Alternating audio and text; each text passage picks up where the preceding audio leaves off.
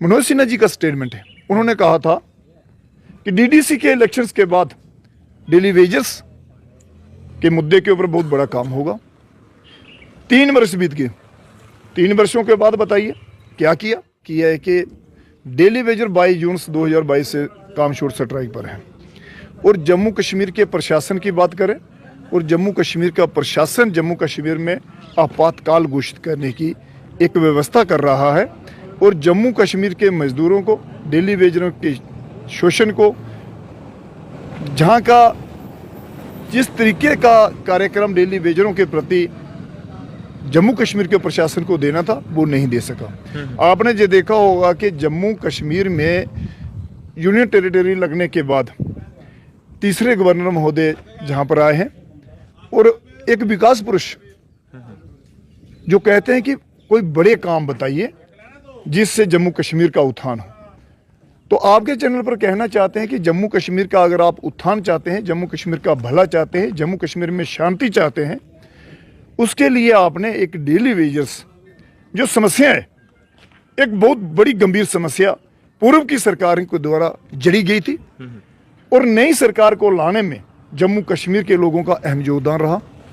नई सरकारें भी आई, नए काम भी शुरू हुए, लेकिन डेली वेजर का जो समस्या है, जो डेली वेजर्स के इशू हैं, वो जस के तस पड़े हुए हैं।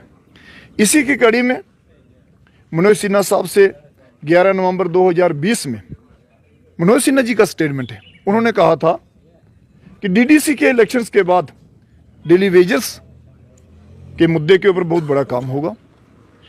3 वर्ष बीत गए। 3 वर्षों के बाद बताइए क्या किया। इन्होंने जीरो टॉलरेंस आतंकवाद के ऊपर बात की। आप देख रहे हैं कि हमारे जवान प्रतिदिन शहादत पा रहे हैं। कल भी रजौरी के अंदर इतना बड़ा सैनिकों के ऊपर हमला हुआ, इतना काराइना हमला हुआ।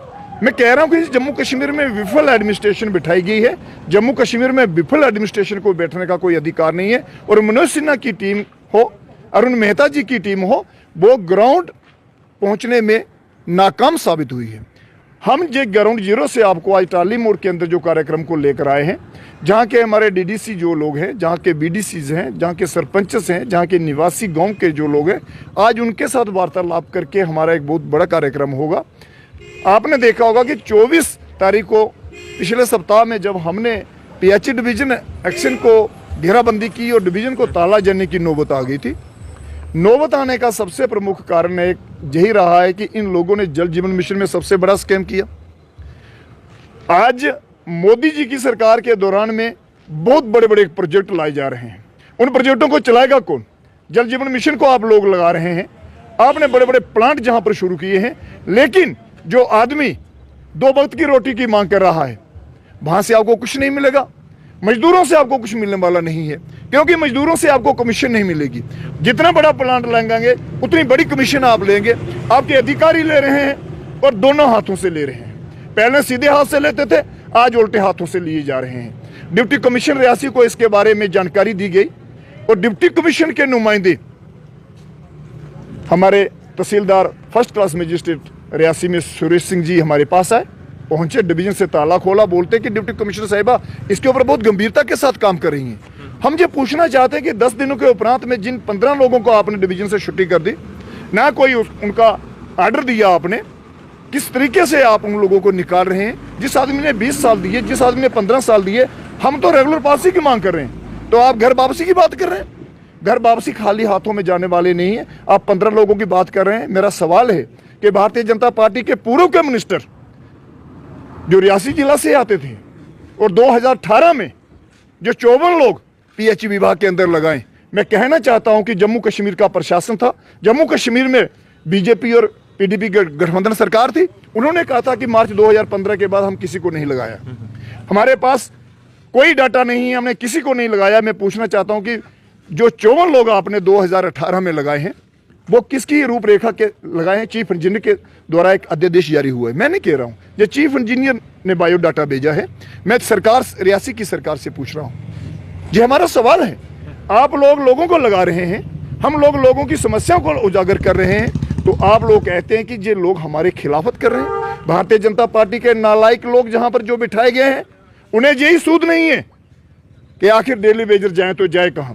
पिछले 10 महीनों से जो लगातार डेली वेजर से लड़ रहा है, एक भी नुमाइंदा भारतीय जनता पार्टी का सड़क पर नहीं आया है। क्या उन्हें डेली वेजरों की फिक्र नहीं है? हम पोस्टर में आपका फोटो नहीं देखना चाहते हैं, हमें ग्राउंड रिपोर्टिंग चाहिए। क्या पूर्व के मंत्री एक बात नहीं कर सकते थे? क्या हमारे डीडीसी चेयरपर्सन जो लोग बैठे हुए हैं, क्या उन्हें डेली वेजरों की फिक्र नहीं है?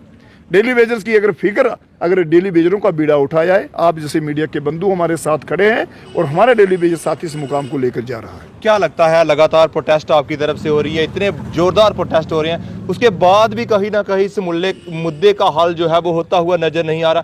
क्या लगता है आखिर इसका रास्ता क्या निकलने वाला है? कैसे इन डेली वेजर्स का मुद्दा जो है वो हल होगा?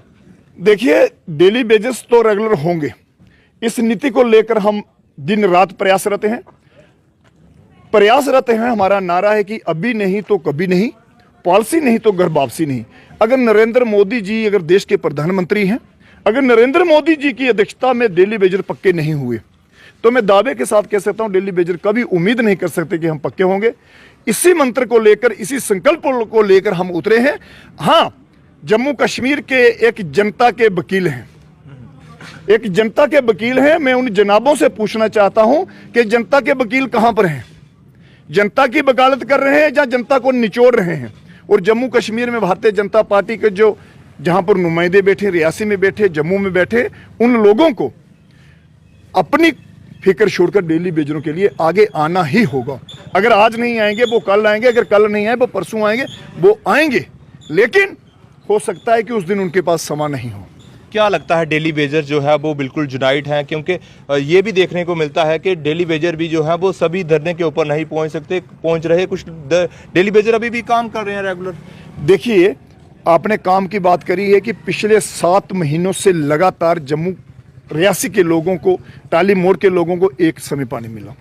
एक समय पानी मिलने का कारण यही था कि डेली वेजर्स जितने भी लोग थे वो कामशोर हड़ताल पर थे, कोई तोड़फोड़ नहीं की गई। डेली वेजरों के झुंड को तोड़ने का जम्मू कश्मीर के प्रशासन के द्वारा एक कड़ा कठोर कदम उठाया गया।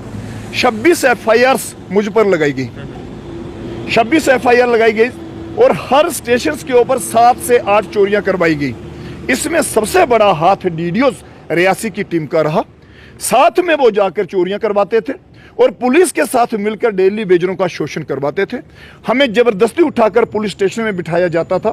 मैं पूछना चाहता था कि आखिर हमने जुल्म कौन सा किया है? अगर डेली वेजर के बिना आपका काम चल सकता है तो आप लोगों को पानी क्यों नहीं दिया? जब रमजान और नवरात्रा फेस्टिवल शुरू हुआ, रमजान और नवरात्रा फेस्टिवल को देखते हुए हमने जम्मू कश्मीर में हिंदू मुसलमान भाईचारे को कायम रखा और दोनों समय पानी दिया। हमारा ये फैसला था कि जम्मू की अवाम, रियासी की अवाम, जो हमारा एक भाईचारे की बात हम लोग करते हैं, हम वो लोग नहीं है जो नारा लगाएंगे कुछ और बताएंगे कुछ। हम जो कह रहे हैं वो हकीकत में कह रहे हैं कि हमने पानी दिया है। और आज उसी के ऊपर, उसी की कड़ी में आज टाली मोड़ से हम एक निर्णायक फैसला लेकर जा रहे हैं कि पानी बंद कैसे होगा। 10 तारीख जम्मू में एक बहुत बड़ा कार्यक्रम होने जा रहा है।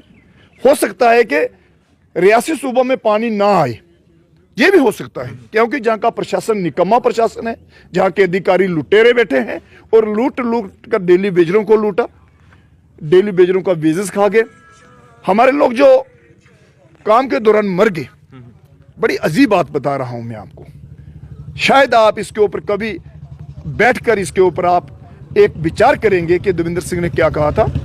मैं 23 मार्च को डेली वेजरों के लिए 17.5 लाख रुपया चीफ इंजीनियर से लाया, धरने मुजाहरे करके। जो लोग मर गए हैं वो कैसे लाए, मेरी पूरी टीम जानती है कि चीफ इंजीनियर को भी हमने दरवाजे के बाहर खड़ा किया था और चीफ इंजीनियर साहब से पूछा था, साहब आप तो बड़े साहब हैं, लेकिन जो डेली वेजर मर गए उनका पैसा कहां गया?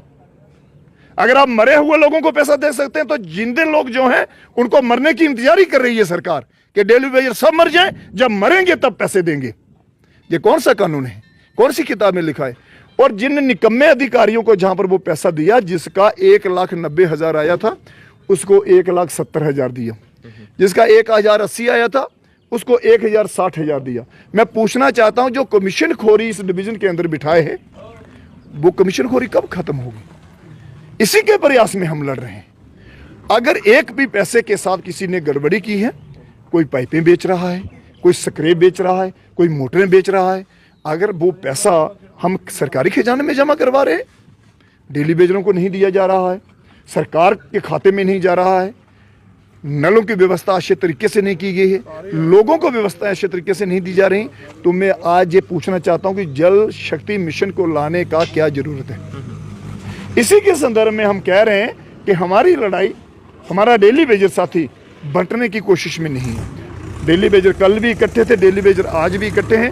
हाँ, जम्मू कश्मीर की सरकार और जम्मू कश्मीर के पॉलिटिकल लोग जरूर बटे हुए हैं।